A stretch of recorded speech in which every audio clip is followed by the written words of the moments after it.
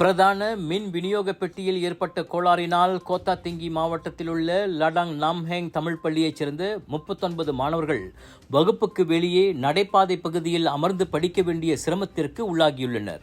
இப்போதைய வறட்சியினால் மாணவர்களில் சிலர் குமட்டல் மற்றும் தலைச்சுற்றல் பிரச்சினைக்கு உள்ளானதால் வீட்டிலேயே இருந்து படிக்கும்படி கேட்டுக் கொள்ளப்பட்டனர். இப்பள்ளியில் மின்சார கோளாறு பிரச்சினை பல ஆண்டுகளாக நீடித்து வந்தாலும் இம்முறை தொடர்ந்து 4 முறை மின்சார கோளாறு ஏற்பட்டதாக பெற்றோர் ஆசிரியர் சங்கத்தின் தலைவரான எஸ். பிரியலதா கூறியதாக உள்ளூர் ஆங்கில பத்திரிகை ஒன்று தெரிவித்திருக்கின்றது. 1965ஆம் ஆண்டு கட்டப்பட்ட இந்த பள்ளியில் ஒரு பிளாக்கில் உள்ள வகுப்பறைகள் மட்டுமே போதுமான மின்சார விநியோகத்திற்கான கொள்ளளவை கொண்டுள்ளது. பல ஆண்டு காலமாக மின் இணைப்பு மாற்றப்படவில்லை. 2க்கும் மேற்பட்ட பிளாக்குகள் நிர்மாணிக்கப்பட்டது மற்றும் இதர வசதிகளினால் தற்போது மின் கோளாறு பிரச்சினை ஏற்படுகிறது. ஒவ்வொரு முறையும் மின் கசிவு ஏற்படும் போது குறைந்தது 1 மணி நேரத்திற்கு மின்சார விநியோகத்தில் பிரச்சினை ஏற்படுவதால் ஒவ்வொரு முறையும் மின் தொழில்நுட்பாளர் ஒருவர் சரி செய்ய வேண்டியுள்ளது.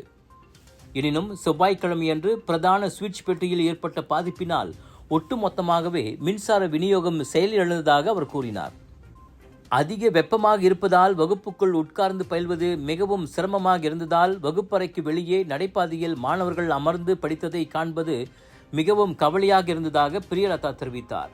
பல முறை இந்த விவகாரம் குறித்து மாவட்ட கல்வித்துறை, பொதுப்பணித்துறை, தெனாகா நேஷனல் மற்றும் தோட்ட நிர்வாகத்தின் கவனத்திற்கு கொண்டு வரப்பட்டது. செவ்வாய்க்கிழமையன்று தோட்ட நிர்வாகத்தைச் சேர்ந்த தொழில்நுட்பாளர் மின் விநியோக பெட்டியில் ஃபியூஸ் மாற்றியதால் தற்காலிகமாக மின் விநியோகம் கிடைத்தது.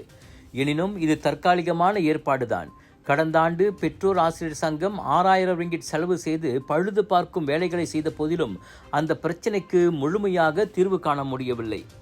எவராவது மின் விநியோக பிரச்சினைக்கு தீர்வு கண்டால்தான் மாணவர்கள் பொருத்தமான சூழ்நிலையில் பயில்வதற்கான சூழ்நிலையை ஏற்படுத்த முடியும். இந்த நெருக்கடியை தீர்ப்பதற்கு நீண்ட கால அடிப்படையிலான தீர்வு தேவை. ஒட்டுமொத்தமாகவே பள்ளியின் மின் இணைப்பை புதிதாக மாற்ற வேண்டும்.